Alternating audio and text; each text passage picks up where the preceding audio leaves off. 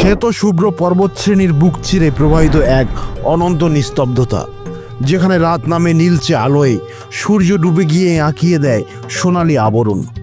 এ এক ধ্রুবভূমি, যেখানে বরফের চাদরের নিচে লুকিয়ে আছে প্রকৃতির অমূল্য রত্ন। পৃথিবীর এই শ্বেত শুভ্র সৌন্দর্যপূর্ণ ভূখণ্ডটির নাম আলাস্কা, যেখানে রাতের আকাশে অরোরা বোরিয়ালিসের নাচ, অনন্ত বরফে ঢাকা পর্বতমালা এবং গভীর সাগরের অরণ্য এক স্বপ্নময় রাজ্যের সৃষ্টি করে। এই ভূখণ্ড ছিল একদিকে রাশিয়ার উত্তর পূর্ব সীমানার শেষ প্রান্ত, আর অন্যদিকে প্রশান্ত মহাসাগরের তীরে যুক্তরাষ্ট্রের সম্ভাব্য ভবিষ্যতের অংশ। কিন্তু একদিন এই নিঃসঙ্গ রানীকে ছেড়ে চলে গেল তার জন্মদাতা। তাকে তুলে দেওয়া হলো অন্য কারো হাতে। বরফের কোল থেকে উঠে এলো ইতিহাসের এক বিস্ময়কর দলিল। 1867 সালে রাশিয়া মাত্র $72,20,000 বিনিময়ে আমেরিকার হাতে তুলে দিল আলাস্কা।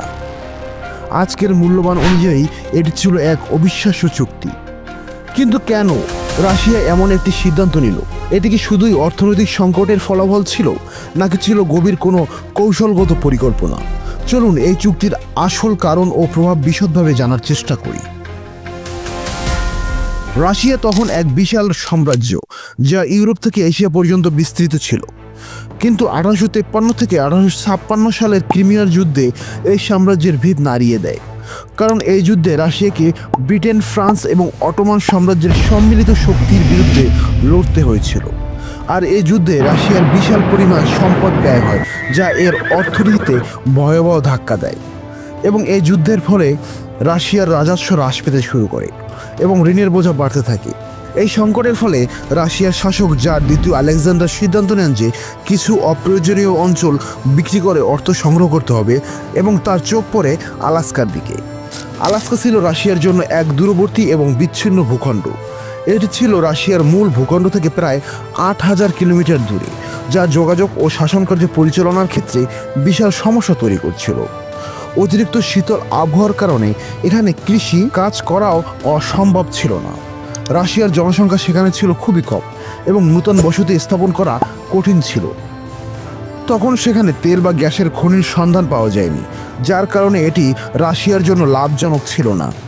অন্যদিকে রাশিয়ার জন্য সবচেয়ে বড় সামরিক প্রতিদ্বন্দ্বী ছিল ব্রিটেন, যারা তখন কানাডার দখল নিয়ে বসেছিল।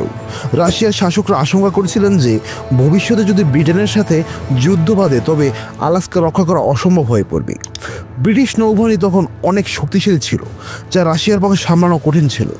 রাশিয়ার কর্তা ব্যক্তিরা ধারণা করছিলেন যে যুদ্ধের মাধ্যমে বিনা পয়সায় ব্রিটেনের হাতে আলাস্কা চলে যাওয়ার চেয়ে বিক্রি করা অনেক বেশি লাভজনক মনে হয়েছিল, এবং বিক্রি করা সেই অর্থ দিয়ে রাশিয়ার সামরিক খাতকে শক্তিশালী করতে চেয়েছিল।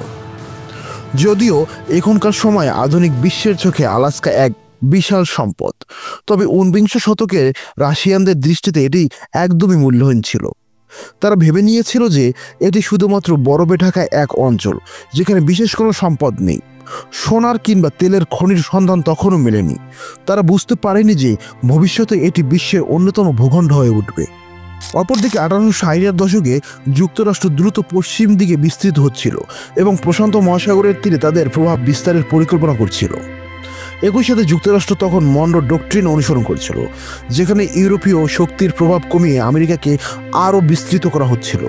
তৎকালীন মার্কিন পররাষ্ট্রমন্ত্রী উইলিয়াম সিওয়ার্ড আলাস্কার কৌশলগত গুরুত্ব বুঝতে পেরেছিলেন এবং একে যুক্তরাষ্ট্রের জন্য ভবিষ্যৎ বিনিয়োগ হিসেবে দেখছিলেন। 30 মার্চ 1867 রাশিয়া এবং যুক্তরাষ্ট্র চুক্তিতে স্বাক্ষর করে এবং চুক্তিটি 9 এপ্রিল মার্কিন সিনেটে অনুমোদিত হয়।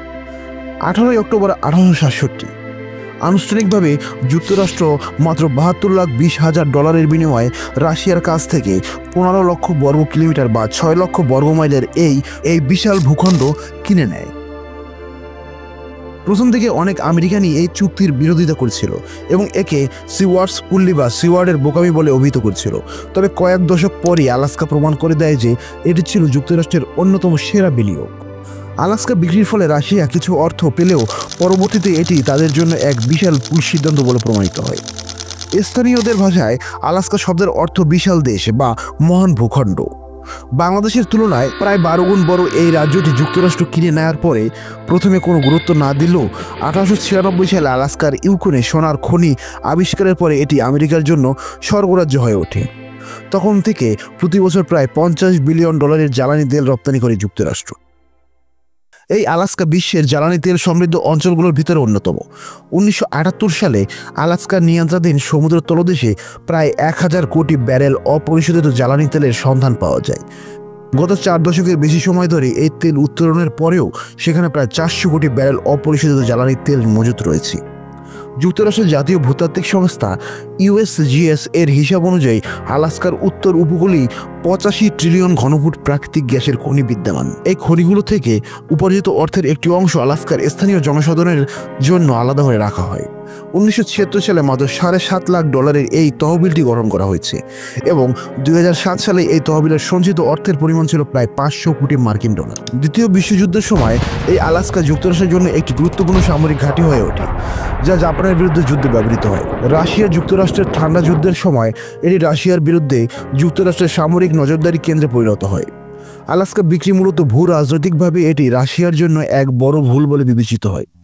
যদিও রাশিয়া পরবর্তীতে বুঝতে পারে যে তারা বিশাল সম্পদ হারিয়েছে, কারণ যদি তারা আলাস্কা ধরে রাখত তবে তারা আজ তেল ও প্রাকৃতিক গ্যাসের কারণে আরও শক্তিশালী হতে পারত। রাশিয়ার দৃষ্টিকোণ থেকে এটি ছিল অর্থনৈতিক সংকট ও সামরিক কৌশলের একটি সিদ্ধান্ত, কিন্তু ভবিষ্যতের প্রেক্ষিতে এটি ছিল এক বিশাল ভুল। পক্ষান্তরে যুক্তরাষ্ট্রের জন্য এটি ছিল এক যুগান্তকারী অর্জন। এই ঘটনা প্রমাণ করে যে একটি ভুল সিদ্ধান্ত কিভাবে একটি সাম্রাজ্যের ভবিষ্যৎ পরিবর্তন করে দিতে পারে। যদি রাশিয়া তখন আলাস্কা বিক্রি না করত তবে আজকের বিশ্ব মানচিত্র হয়তো একটু অন্যরকম হতো।